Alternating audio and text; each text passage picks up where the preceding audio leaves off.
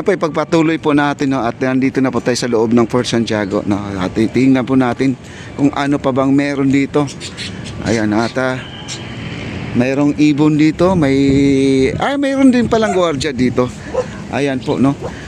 Grabe guys, ang ganda. Kita mo yung wall ng ating Fort Santiago. Ito na po. Ito ay makikita na po natin to araw-araw guys. Makikita na po natin to araw-araw.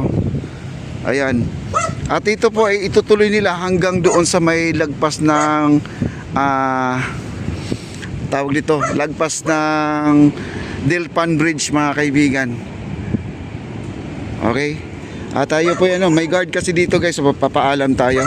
Tayo ay kung papayagan tayo na papasukin kasi ang alam ko kasama pa to guys. Kasama to sa kanilang project ito. Ayan.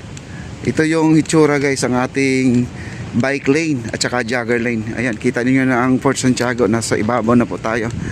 Ayan. Okay. Oh, nakapasok na tayo dito sa looban mismo. Sa maraming puno na po tayo guys.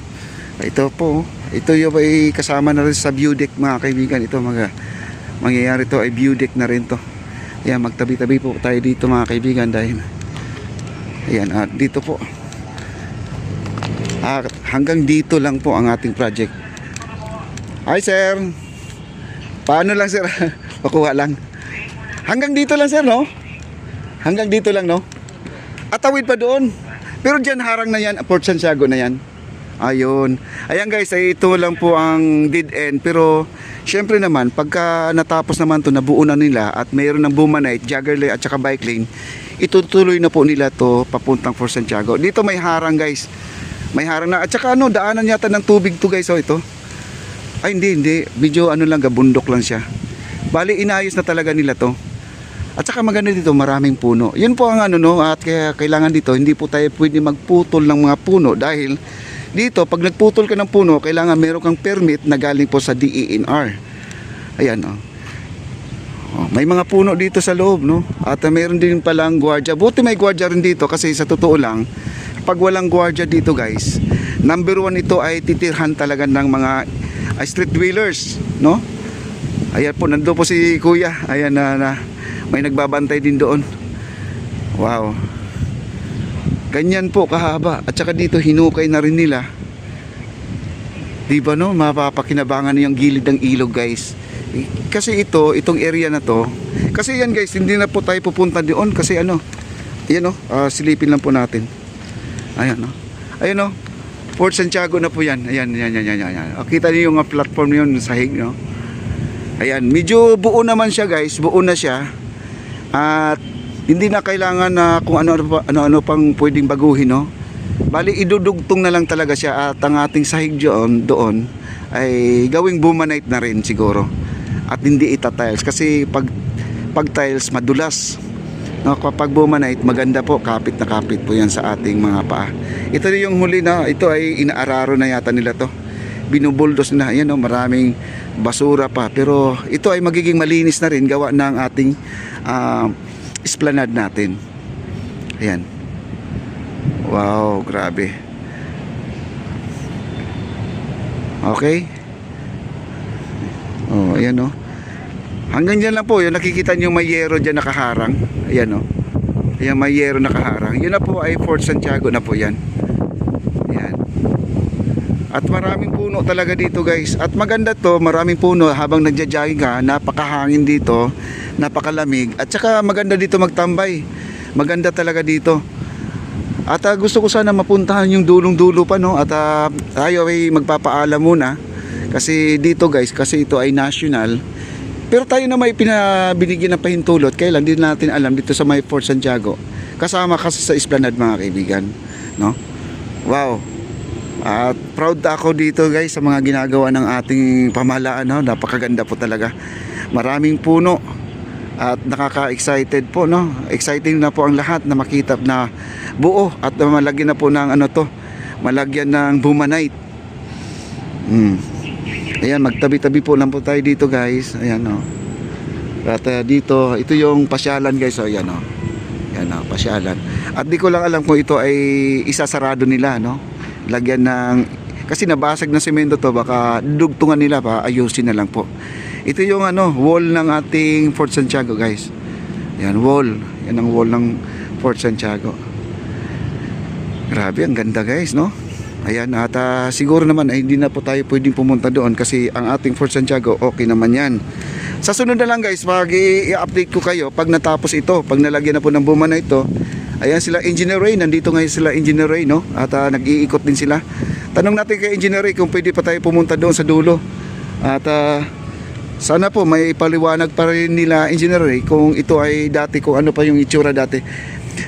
Engineer Ray, ito dati ay tambakan? At tambakan talaga to? Ay guys, ito pala yung tambakan, guys, no? At saka maraming puno talaga dito na na mga na yung dapat na tanggalin, no? Kasi yung iba patay na yung puno. Kaya kailangan po talaga tanggalin. Pwede ba tayo dumaan dyan, Engineer Ray? Di na? Lusot ka na ng kasi yan. Port Santiago na. Hanggang dito lang muna. Dito lang. Oh, yun. Ayan, guys, oh. Daming basura. Kita nyo? Ayan sila, Engineer, at saka si Engineer, ano ba yan?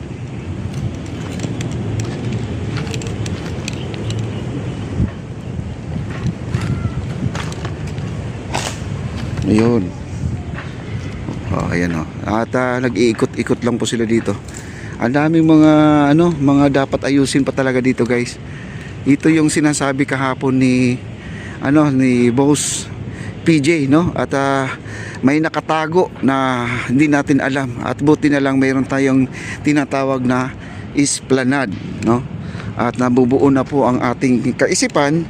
Ang ating Ilog Pasig ay mayroong mga nakatago na dapat malaman din po natin dahil tayo ay Pilipino, guys, no? Ayan, hanggang dito na po tayo. Sige, punta tayo doon. Hanggang doon lang tayo sa may gate lang. Hindi na tayo pwedeng pumasok doon kung saan-saan man, no? Kasi yan ay private na po yan, no? Private o national na po yan. Ayan, no? Dito na po tayo. Ayan, okay. Ayun. Ayun, may tiles na pala dito, oh. Nilagyan na pala nila. Ito, mayroon na pala, oh. Ayan, oh. Ayan, guys, overlooking po tayo. Ayan po. Oh, napakasarap sa pakiramdam, guys. Yun ang sinasabi nila, yung mga sanga-sanga dyan ay lang po yan, ititrim lang yan. Pero hanggat maaari, wag putulin yung puno. Ititrim lang para maaliwalas na po tingnan at maganda na po silipin tong ating Fort Santiago. Ayun ang mga turista, oh. Ayun, oh. Ayun ang mga turista, oh. Nandun, oh. Mga turista, oh. Ayan, mga namamasyal nandun po sa dulo. Ayan. Ayan, dito yun, dead end. Ito yan. Ika, sir, dito lang. Ayan po, ito po yung dead end nila. Ayan, magiging malinis na rin to. At salamat naman po at meron tayong esplanade na naayos na rin po na ating Ilog Pasig. Ayan, oh. Ang dami pang hakutin na basura dito, guys. Oh, ito ay gawa sa kalikasan to, hindi gawa sa tao. Okay lang to kasi naman to mga kahoy-kahoy, mga dahon-dahon. Ayan, yan po, yung wall ng ating Fort Santiago, yan. Ayan, pag pumasok ka dyan, may entrance na po yan, no? Magkano entrance ngayon, sir? 75 po. Hindi pa ay senior yon.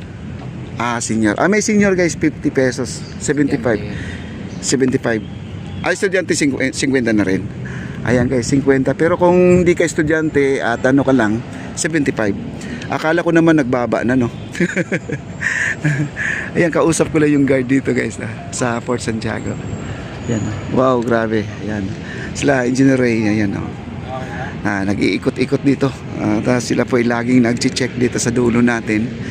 At siguro naman makakapasok dito yung mga dump truck din. Kasi dito banda sa may wall, makakapasok din mga dump truck dyan. Pero ang ganda dito talaga pag nagiging jogger lane to. Kasi maglagay sila ng upuan, kung ano-ano dyan. Tapos naka-tiles na siya, naka-bumanite na siya. At baka maglalagay pa sila ng cobblestone. Ay, napakaganda talaga ng plaza na to. Magandang pasyalan at walang bayad, guys, no? Pero dito nga Fort Santiago, di pa pag-uusapan pa yun ng Fort Santiago. Kasi ang Fort Santiago talaga may entrance yan, guys, no? May entrance yan. Pag ikaw ay nagbabike lane, no, mula ng Baseco papunta ng Laguna, pag dumaan ka ng Fort Santiago, siguro may bayad, no? May entrance na pa. Yung pass me by lang, bigyan ka ng ticket, no? Yung ticket, ay huwag mong iwala para pwede kang bumalik, no? Ayun lang ang tanong kung magkano. Ayun. Wow, ganda na dito guys.